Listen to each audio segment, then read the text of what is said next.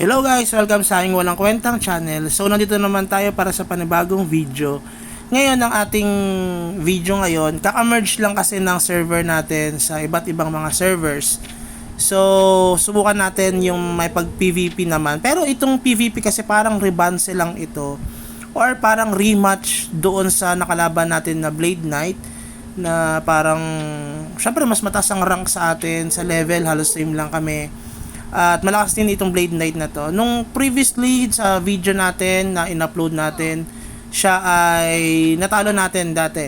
So ngayon tingnan natin kung sino mananalo sa amin kasi mas lumayo yung ano namin, yung rankings namin. Ang laki ng gap namin pagdating sa rankings. Siya ay rank 36 overall sa aming server. Tapos ako, nag-merge na to Ako naman ay rank 61. So alayo, 'di ba? So papakita natin muna.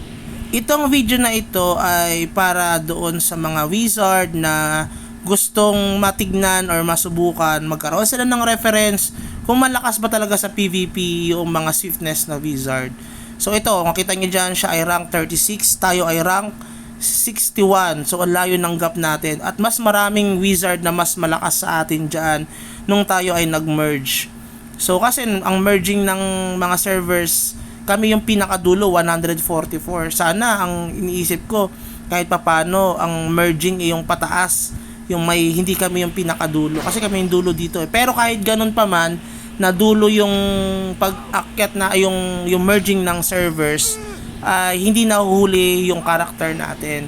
Yung mga 129 na server, nakakasabay itong character natin doon sa mga servers na yon. So yan, nakita nyo naman, ang layo na ng gap namin dito. Ang layo ng gap, redundant, no? Medyo, yan, natalo tayo dyan.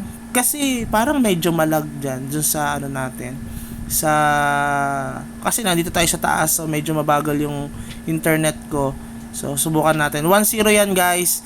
Nanalo siya sa first round. Best of 5 ito guys, no? Kung sino una makatatlo sa laban namin. So siya kasi parang nag-level, bukod sa nakahabol siya sa level, nagkaroon siya ng mga magandang items. Siguro bumili siya at nag-perfect set na rin siya yung kanyang nagkaroon siya ng HP, DSR, nagkaroon ng full option, sa madaling salita, yung kanyang set. So kaya kung mapapansin nyo, naglaban kami, talagang kumunat yung character niya. Tignan nyo naman yung bumabanat sa kanya, ang tagal siyang patayin.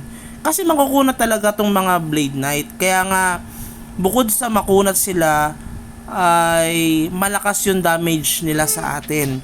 Kaya ang pinaka-ace natin dito against Blade Knight ay yung ating damage success rate. At syempre, yung mataas na defense natin. At syempre, yung pinaka-importante doon, yung marunong tayong mag-micro sa kanila. Ibig sabihin, pwede natin silang i-hit habang tayo ay lumalayo. Kasi pag nadikitan tayo niyan, lalo meron silang dash, kapag dumikit yan sa atin, matik yan, guguhit at guguhit ang buhay sa atin.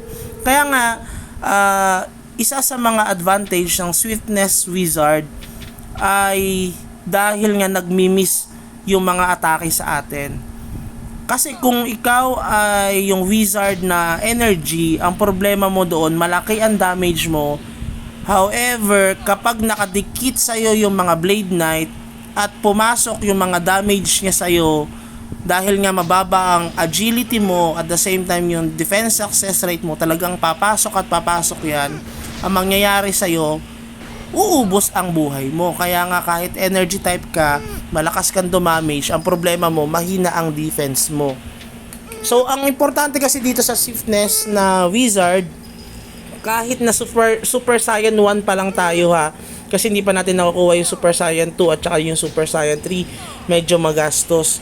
Kaso parang gusto ko nang mag-change class ng summoner kasi gusto ko lang, medyo gusto ko na-curious ako kung bakit ang lalakas dumamage ng summoner. So 2-0 tayo dito guys. So layo ng gap, 'di ba? Talagang patay tayo dyan. So susubukan natin, last one na siya. Tingnan natin kung tayo ay makakabawi pa at makakabangon doon sa 2-0 na standing namin. So dito kasi sa lagay na to, bumaba na tayo. sa bahay natin, no? Kasi nandun yung wifi namin. Dito kasi sa kwarto medyo mahina yung wifi, naka-data lang tayo. So, medyo mabagal yung internet. Kung mapapansin nyo, naka full option siya. Tapos yung mga ano niya, mga fluorite niya, win. Kaya napakakunat. Tapos ang ganda ng kanyang wing, 'di ba? Kasi tayo ang pangit ng wing natin. Parang 2.6 lang ata yung wing kung nakasubaybay kayo sa channel ko. Anyway, kung kayo pala ay nag-stay sa channel ko at umabot kayo dito, please consider like and subscribe. Parang 950 na tayo sa ating YouTube channel. So, konti na lang, parang 50 na lang siya. Mamomonetize na tayo. Yun, yehey. At least kahit pa paano, masubukan naman natin yung pagmo-monetize sa atin. Anyway, hindi ko naman siya habol actually. Pero, syempre, boost pa rin ng ng confidence na oy, may mga subscribers tayo na 1,000, 'di ba? At syempre tuloy-tuloy lang tayo. At para sa akin kasi itong YouTube channel natin, yan, nag-message na naman si Carmela. So, hello, shout out sa iyo, Carmela.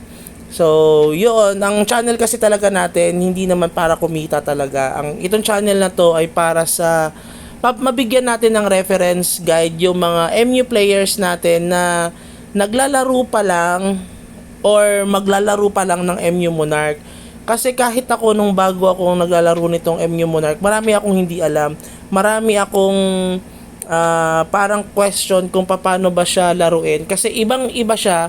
Hindi siya ganon kalayo sa MU Philippines dati ng mga kabataan natin nung high school. High school yan. Alam ko high school yan ako eh. So, yung panahon na yun, yung MU Mobius, MU Philippines, medyo malayo na siya dito sa MU Monarch. Pero yung itsura pa niya, mare-replenish ka doon sa mga past memories mo noong kabataan mo. So, para sounds sentimental yung mga ganon. Anyway, yan, round 3. So, medyo nakakilos na tayo na maayos dyan kasi medyo malinaw na yung internet natin. Yan lang yung gagawin natin.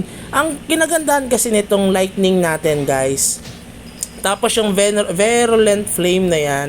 Kapag tumama yung virulent flame na yan, yung bungo na yan, guys, kapag tumama yan, magle-less ng damage sa kanya. I mean is mali-less yung defense niya. So, kapag na-less yung defense niya, medyo lalambot siya. Medyo lalambot. Kasi nga syempre by level pa rin yan. Virulent flame na yan. Tapos, kapag nag Super Saiyan 2, Super Saiyan 3 yan, ang mangyayari dyan, yung skill na yung pag tumama yan, maliles yung defense niya, at the same time, maliles din yung damage niya sa'yo. Okay? Tapos lalakas yung damage natin sa kanya. Biruin mo yun, kapag yun ang skill natin, pumalo yung character natin ng mga lightning na yan, tapos tinamaan siya na itong Venerant Flame na yan, sigurado hahabulin niya tayo, pero hindi siya basta-basta makaka-atake sa atin. Para natin siyang napi-free hit. Malambot na siya, tapos ang lakas ng damage natin, dahil nga dun sa Venerant Flame natin, so talagang mapapatay natin siya. Isa pa, kinagandahan ng Thunder, 'di ba? Yung Thunder, kapag tinatamaan natin sila, the more na tinatamaan sila, the more na mas nag-i-effect yung hit damage natin sa kanila. Ibig sabihin nun, nananakback sila.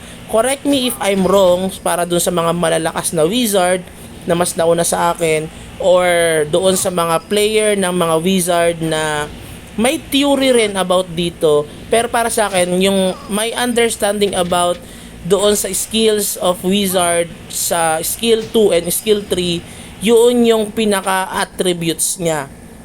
Okay, naka 2-1 na tayo, so yan yung kinagandahan niya, medyo kahit paano nakakasabay tayo. So, ibig sabihin nun, yung knockback niya kapag na-max na natin siya, yung max na yung ating skill na yun, level 7 na siya.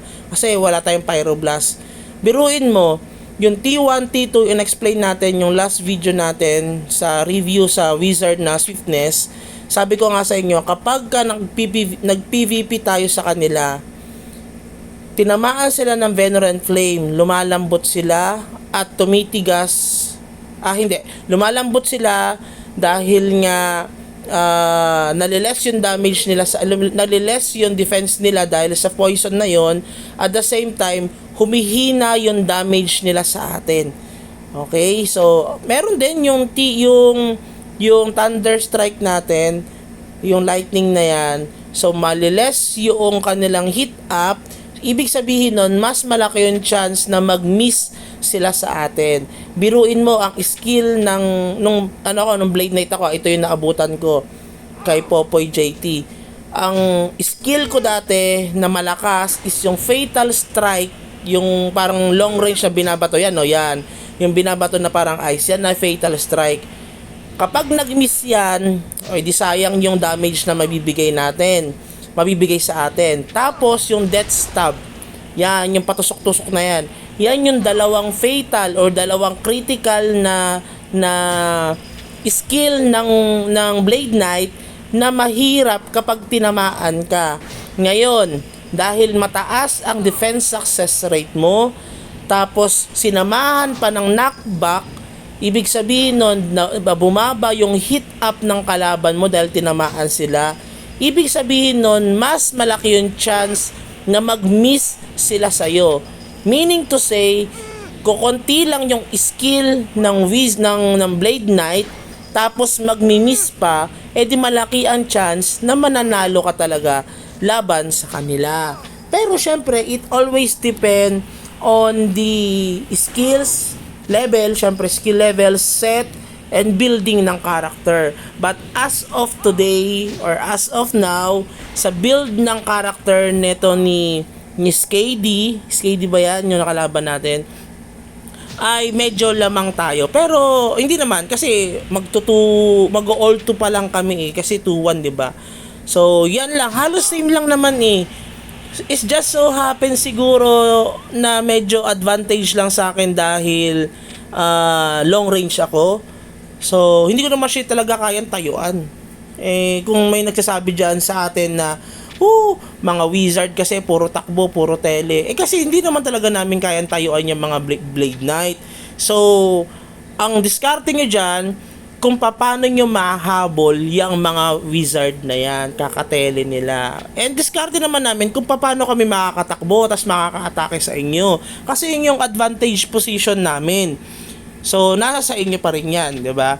Para sa akin, okay ang Wizard pagdating sa PvP. Itong Sweetness kasi hindi ko ma-recommend yung Energy Wizard pagdating sa PvP.